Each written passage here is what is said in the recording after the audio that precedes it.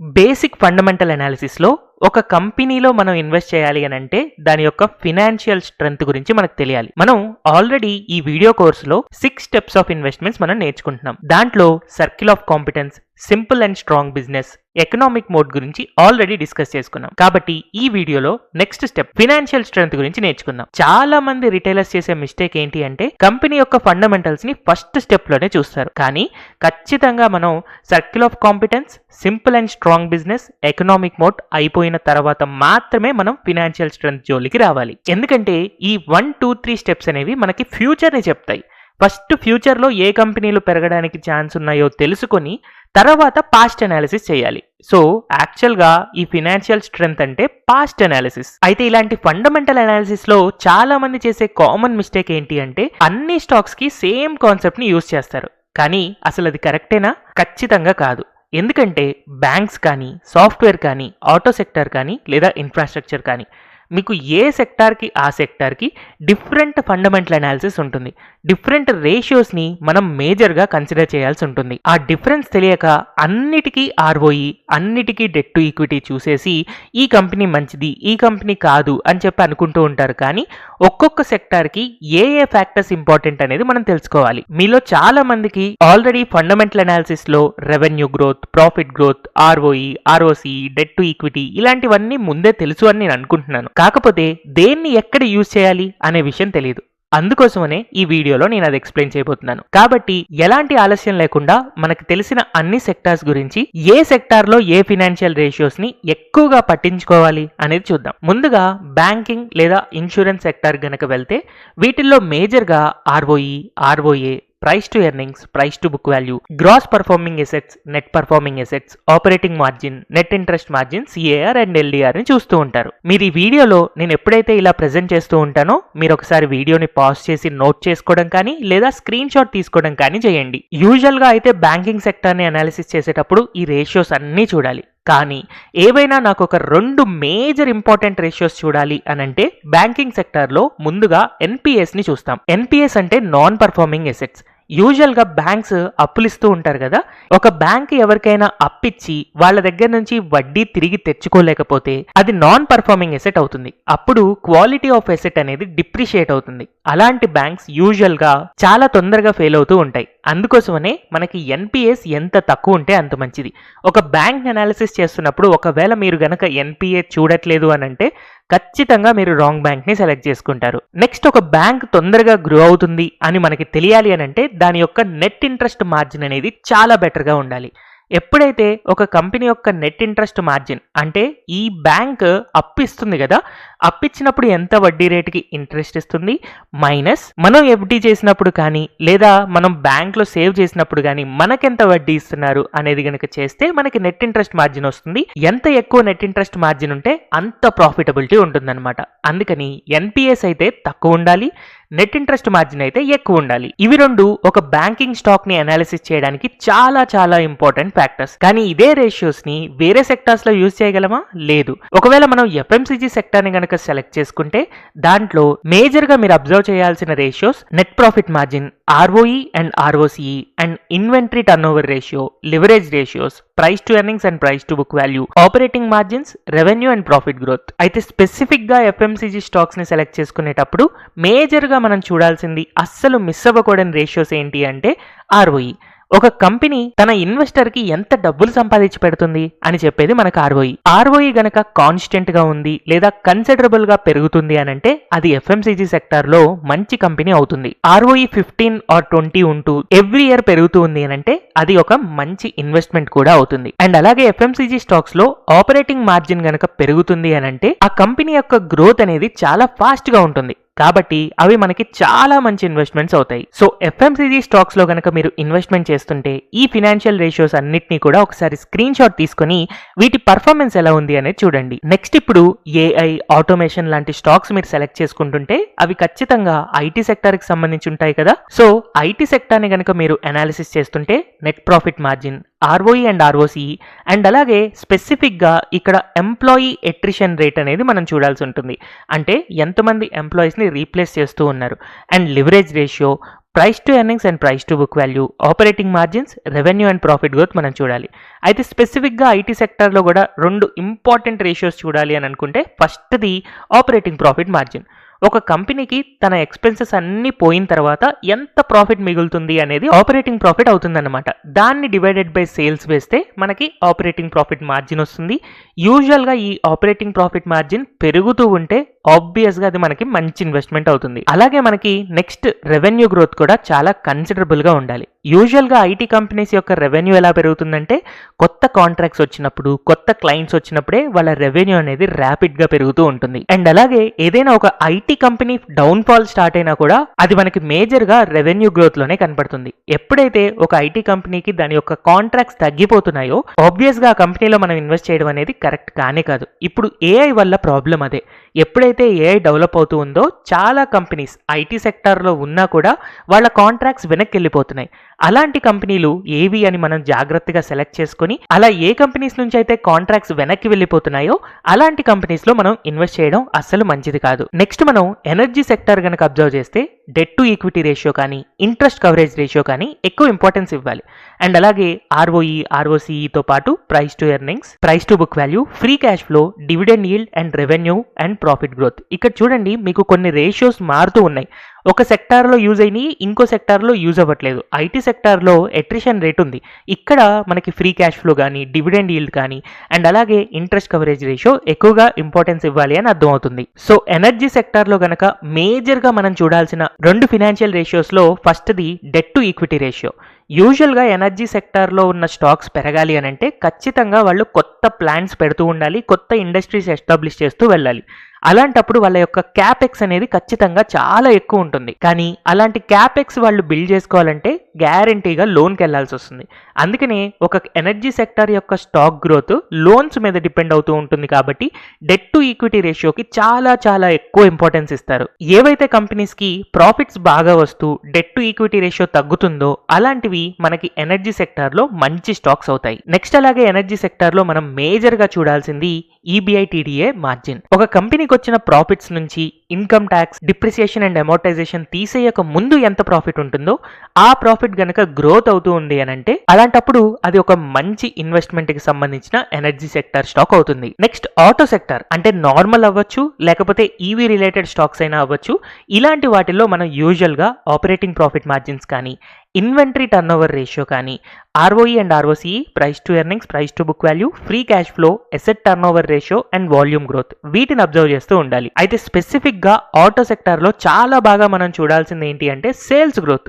ఆ sales growth కూడా volume నుంచి రావాలి. అంటే for example Maruti Suzuki last year January month లో 1,00,000 కార్లు అమ్మింది అనుకోండి. ఈ ఇయర్ కూడా 1,00,000 కార్లు అమ్మింది. కాకపోతే సేల్స్ లాస్ట్ టైం 1000 కోట్లు ఉన్నది, ఈసారి 1,100 కోట్లు అయింది. యాక్చువల్గా వాళ్ళు అమ్మింది 1,00,000 కార్లే. కాకపోతే ప్రైస్ పెరగడం వల్ల సేల్స్ పెరుగుతుంది అని అనుకోండి, అది నిజానికి పెద్దగా చెప్పుకోదగిన గ్రోత్ అయితే కాదు. వాల్యూమ్ అనేది పెరుగుతూ ఉండాలి. అంటే లాస్ట్ ఇయర్ జనవరి మంత్ లో 1,00,000 సేల్స్ అయితే ఈ ఇయర్ అట్లీస్ట్ 1,10,000, 1,20,000 అవుతూ ఉండాలి. వాల్యూమ్ లో సేల్స్ గ్రోత్ అనేది మనకు కనిపించాలి, ప్రైస్ వల్ల కాదు. ఆటో సెక్టర్ లో ఇది చాలా చాలా ఇంపార్టెంట్. ఈ విషయాన్ని మీరు ఎప్పుడైనా అసలు ఆలోచించారా? ఇలా ఆలోచించకుండా గనక మీరు ఇన్వెస్ట్మెంట్ చేస్తున్నారు అని అంటే ఖచ్చితంగా అది రాంగ్ ఇన్వెస్ట్మెంట్ అవుతుంది. ఆబ్వియస్ గా చాలా తక్కువ రిటర్న్స్ వస్తాయి. అండ్ నెక్స్ట్ ఆటోమొబైల్లో మీరు చాలా జాగ్రత్తగా చూడాల్సింది ఏంటి అంటే ఆపరేటింగ్ ప్రాఫిట్ మార్జిన్. ఒక కంపెనీకి దాని ఎక్స్పెన్సెస్ పోయిన తర్వాత ఎంత ప్రాఫిట్ మిగులుతుంది అనేది ఆపరేటింగ్ ప్రాఫిట్ కదా, డివైడెడ్ బై సేల్స్ వేస్తే మనకి ఆపరేటింగ్ ప్రాఫిట్ మార్జిన్ వస్తుంది. అది ఎవ్రీ ఇయర్ పెరుగుతూ ఉండాలి, లేదా అట్లీస్ట్ స్టేబుల్ గా కాన్స్టెంట్ గా ఉండాలి. అలాంటి కంపెనీస్ మనకి ఆటో సెక్టార్లో మంచి కంపెనీలు అవుతాయి. అగైన్ నేను గుర్తు చేస్తున్నాను, మీరు ఈ సెక్టార్కి సంబంధించిన రేషియోస్ ఏం చూడాలి అని చెప్పి స్క్రీన్ షాట్ తీసుకోవడం కానీ నోట్స్లో రాసుకోవడం కానీ చేస్తూ ఉండండి. ఎందుకంటే ఒక్కో సెక్టార్కి ఒక్కొక్క డిఫరెంట్ రేషియో అనేది యాడ్ అవుతూ ఉంది. నెక్స్ట్ ఒకవేళ మీరు ఇన్ఫ్రాస్ట్రక్చర్ రిలేటెడ్ స్టాక్స్లో అంటే సిమెంట్ అవ్వచ్చు, స్టీల్ అవ్వచ్చు, కన్స్ట్రక్షన్ కంపెనీస్ అవ్వచ్చు, ఇలాంటి వాటిల్లో కనుక మీరు ఇన్వెస్ట్ చేస్తున్నారు అని అంటే ఇవి కూడా క్యాపిటల్ ఇంటెన్స్ సెక్టార్స్ అవుతాయి. కాబట్టి డెట్ టు ఈక్విటీ కానీ ఆర్ఓసిఈ కానీ ఎక్కువ ఇంపార్టెన్స్ ఉంటుంది. వీటిల్లో ఆర్ఓఈకి పెద్దగా ఇంపార్టెన్స్ ఉండదు. అండ్ అలాగే ఇన్ఫ్రాస్ట్రక్చర్ కంపెనీస్ లో స్పెసిఫిక్ గా ఎంటర్ప్రైజ్ వాల్యూ డివైడెడ్ బై ఈబిఐటిడిఏకి ఎక్కువ ఇంపార్టెన్స్ ఇవ్వాల్సి చేసుకోవాల్సి ఉంటుంది. And price to earnings, price to book value, and order book divided by revenue ratio, interest coverage ratio, and ఈ ఇన్ఫ్రాస్ట్రక్చర్ కంపెనీస్కి కొత్త ఆర్డర్లు ఎలా వస్తున్నాయి అన్న దాన్ని బట్టి మనం మంచి ఇన్ఫ్రాస్ట్రక్చర్ స్టాక్స్ని సెలెక్ట్ చేసుకోవాల్సి ఉంటుంది. సో ఏదైనా మీరు ఒక కన్స్ట్రక్షన్ కంపెనీలోనో, సిమెంట్ కంపెనీలోనో, స్టీల్ కంపెనీలో ఇన్వెస్ట్ చేసే ముందు మీరు మేజర్గా చూడాల్సిన 2 రేషియోస్ ఏంటి అంటే ఆర్డర్ బుక్. ఆ కంపెనీకి కొత్త ప్రాజెక్ట్స్, కొత్త ఆర్డర్స్ వస్తున్నాయా లేదా అనేదే చాలా చాలా ఇంపార్టెంట్ ఫ్యాక్టర్. ఎందుకంటే గతంలో ఎన్నైనా కాంట్రాక్ట్లు చేసి ఉండొచ్చు, కానీ ఫ్యూచర్లో కనుక ఆ కాంట్రాక్ట్స్ రాకపోతే ఆ కంపెనీ అనేది గ్రో అవ్వదు కదా. అందుకని ఫ్యూచర్ ఆర్డర్ బుక్ అనేది ఒక ఇన్ఫ్రాస్ట్రక్చర్ కంపెనీకి చాలా చాలా ఇంపార్టెంట్. నిన్నటిదాకా ఒక కంపెనీ సిమెంట్ వాడారు అని రేపు వాడుతారు అన్న గ్యారంటీ లేదు. ఫ్యూచర్ ఆర్డర్ బుక్ ఉంటే మాత్రమే అది మనకు ఒక ఇన్ఫ్రాస్ట్రక్చర్లో మంచి కంపెనీ అవుతుంది. అండ్ నెక్స్ట్, ఈ కంపెనీస్ అన్నీ కూడా ఎక్కువ శాతం అప్పుల మీద నడుస్తూ ఉంటాయి కాబట్టి డెట్ టు ఈక్విటీ రేషియో అనేది చాలా చాలా ఇంపార్టెంట్. ఎందుకంటే ఇన్ఫ్రాస్ట్రక్చర్ కంపెనీస్ ఆబ్వియస్గా లోన్స్ మీదే ఎక్కువ ఉంటాయి. మేజర్ రిస్క్ వాటికి లోన్స్ వల్లనే ఉంటుంది. అందుకని డెట్ టు ఈక్విటీ రేషియోని కూడా మనం చాలా జాగ్రత్తగా అబ్జర్వ్ చేసుకోవాలి. నెక్స్ట్, మీరు ఫార్మా సెక్టర్ స్టాక్స్ కనుక అనాలిసిస్ చేస్తుంటే R&D ఇంటెన్సిటీ అనేది చాలా ఇంపార్టెంట్. చూడండి, ఇప్పటిదాకా ఏ సెక్టార్లో కూడా మనకి R&D గురించి రాలేదు, అండ్ న్యూ ప్రోడక్ట్ లాంచెస్ గురించి కూడా ఇప్పటిదాకా ఏ సెక్టార్లో రాలేదు. కేవలం ఫార్మా సెక్టార్లో మాత్రమే వీటి యొక్క ఇంపార్టెన్స్ అనేది చాలా ఎక్కువ ఉంటుంది.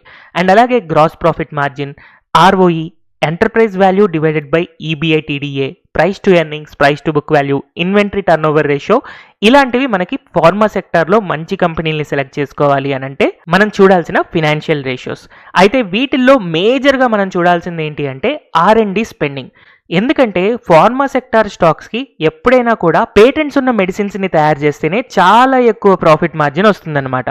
అందుకోసమని వాళ్ళకి ఎన్ని పేటెంట్స్ ఉన్నాయి, ఫ్యూచర్లో ఎన్ని పేటెంట్స్ కోసం ఇంకా లైనప్లో ఉన్నాయి, R&D యొక్క స్పెండింగ్ ఎలా ఉంది, వీళ్ళ R&D ఎంత బాగా వర్కౌట్ అవుతుంది, ఇలాంటి వాటి నుంచి మనం ఒక మంచి ఫార్మా సెక్టర్ స్టాక్ని సెలెక్ట్ చేసుకోవాలి. అండ్ అలాగే second important ratio profit margin.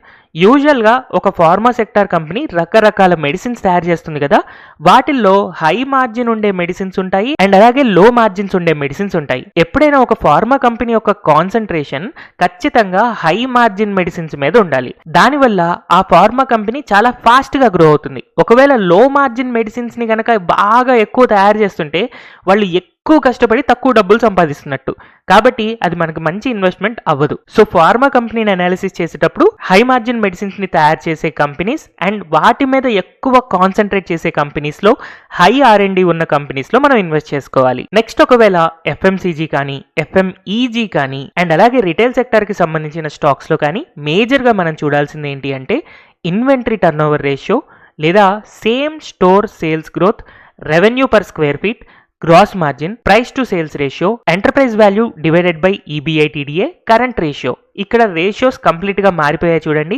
FMCG, FMEG, retail sector సంబంధించిన స్టాక్స్ కనుక మీరు అనాలిసిస్ చేస్తున్నారు అని అంటే మేజర్గా సేమ్ స్టోర్ సేల్స్ గ్రోత్ చూడాలి. అంటే ఒక పర్టికులర్ స్టోర్లో గతంలో ఈ కంపెనీ యొక్క ప్రొడక్ట్స్కి ఎంత సేల్స్ అయ్యేవి, ఇప్పుడు ఎంత బాగా పెరుగుతున్నాయి. యూజువల్గా FMCG స్టాక్స్లో ఏమవుతుంది అని అంటే ఈరోజు రమేష్ స్టోర్స్ అనే ఒక షాప్లో ఒక 100 సోపులు అమ్ముడుపోయాయి అని అనుకుందాం. నెక్స్ట్ మంత్ కూడా అదే 100 అమ్ముడుపోయి, ఆ నెక్స్ట్ మంత్ కూడా అదే 100 అమ్ముడుపోతే ఆ కంపెనీలో ఎలాంటి గ్రోత్ లేనట్టే.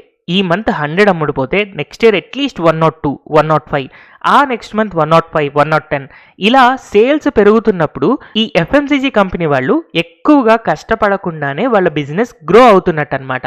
అలాంటి కంపెనీస్ మనకి చాలా మంచి ఇన్వెస్ట్మెంట్స్ అవుతాయి. అలా కాకుండా ఇప్పుడు ఫర్ ఎగ్జాంపుల్ మీ పక్కనే ఉన్న రమేష్ షాప్లో లాస్ట్ ఇయర్ 100, ఈ ఇయర్ 100, నెక్స్ట్ ఇయర్ 100 అవుతున్నప్పుడు ఆ కంపెనీ గ్రోత్ అవ్వాలి అని అంటే ఇంకొక షాప్ని ఎస్టాబ్లిష్ చేయాల్సిందే, ఇంకొక షాప్తో టైఅప్ పెట్టుకోవాల్సిందే. అలాంటప్పుడు ఈ FMCG కంపెనీలకి ఆర్గానిక్ గ్రోత్ కాదు, ఇనార్గానిక్ గ్రోత్ వస్తుంది. ఇనార్గానిక్ గ్రోత్ కంటే కూడా ఆర్గానిక్ గ్రోత్ ఉన్న కంపెనీస్ చాలా చాలా బాగా మనకి మంచి ఇన్వెస్ట్మెంట్ రిటర్న్స్ వస్తాయి.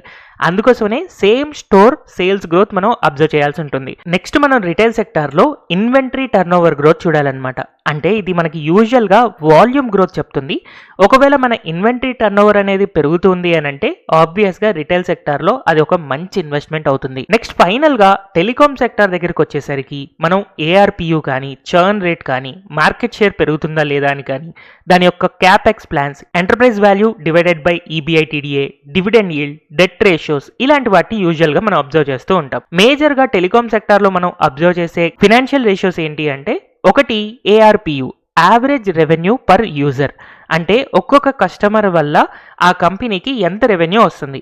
ఈ ARPU పెరుగుతుంది అని అంటే ఆబ్వియస్గా అదొక మంచి ఇన్వెస్ట్మెంట్ అవుతుంది. అండ్ అలాగే సెకండ్లీ మనం చూడాల్సింది డెట్ టు ఈక్విటీ రేషియో.